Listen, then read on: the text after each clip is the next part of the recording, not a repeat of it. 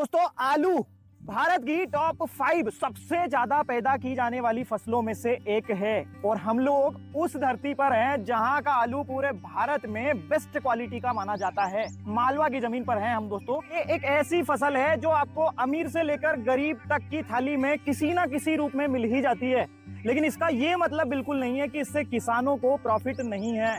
आखिर क्या है इस खेती का पूरा गणित, आइए जानते हैं। वह एपिसोड में हम जानेंगे आलू की खेती कैसे की जाती है। चलिए शुरू करते हैं। दोस्तों चूंकि आलू एक कंद वर्गीय फसल है, इसके लिए इसको भुरभुरे स्ट्रक्चर वाली दोमट मिट्टी 5.5 से 7 जिसका पीएच और प्रॉपर जल निकासी की व्यवस्था आपकी फील्ड पर होनी चाहिए। 15 डिग्री सेंटीग्रेड से 30 डिग्री सेंटीग्रेड की टेम्परेचर रेंज बेस्ट क्वालिटी और अच्छा प्रोडक्शन लेने के लिए जरूरी है। इस फसल की अवधि की बात करें तो चिप्स वाली वेराइटीज 60 दिन से 75 दिन तक की होती हैं और जो रेगुलर खाने वाला आलू है वो 3 महीने से लेकर 4 महीने तक की वेराइटीज आती हैं। टॉप वेराइटीज ये रही सामने।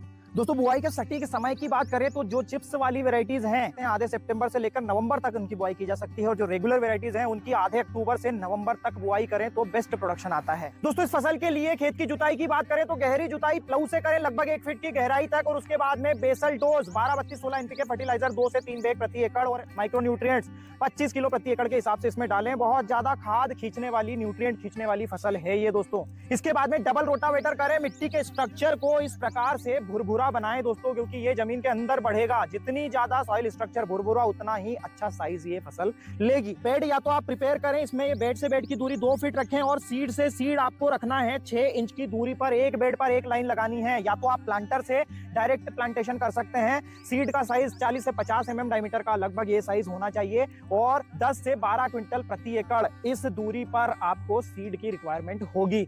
सीड का उपचार करना बहुत जरूरी है। और बुआई के बाद सिंचाई की मेथड की अगर बात करें तो बेस्ट मेथड है इसके लिए मिनी स्प्रिंकलर सिस्टम।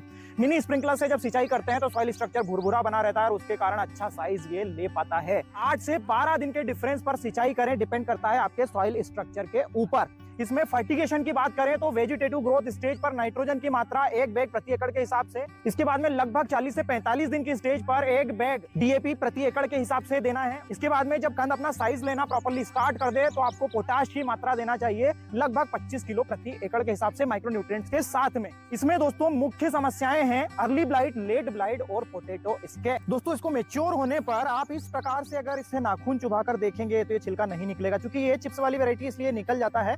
और ये साइन जब आपको दिखे तो आपको ये निकाल लेना है, या फिर चिप्स वाली वैरायटी में ये पत्ते इस प्रकार से पूरी तरह से सूख जाएंगे। उसके बाद आपको आलू निकलवा लेने हैं। ट्रैक्टर से कल्टीवेटर कर देना है, मजदूरों से बिनवाना है, 50 किलो की कट्टियों में इस प्रकार से पैक करवाना है, बाजार ले जाना है। 1 एकड़ से 100 से 125 क्विंटल तक का प्रोडक्शन मिल जाता है। एवरेज प्रोडक्शन 100 क्विंटल का मान के चलते हैं। 15 रुपए केजी के एवरेज रेट से देखते हैं 1.5 लाख रुपए का होता है। 40 से 50 हजार रुपए एकड़ की लागत आती है इस क्रॉप की। 1 लाख रुपए का नेट प्रॉफिट 90 से 100 दिनों में एक क्रॉप आसानी से दे देती है। दोस्तों एपिसोड अगर आपको पसंद आया हो तो अपना अवेलेबल फीडबैक जरूर दीजिएगा। वीडियो को लाइक और ज्यादा से ज्यादा शेयर करिएगा। धन्यवाद।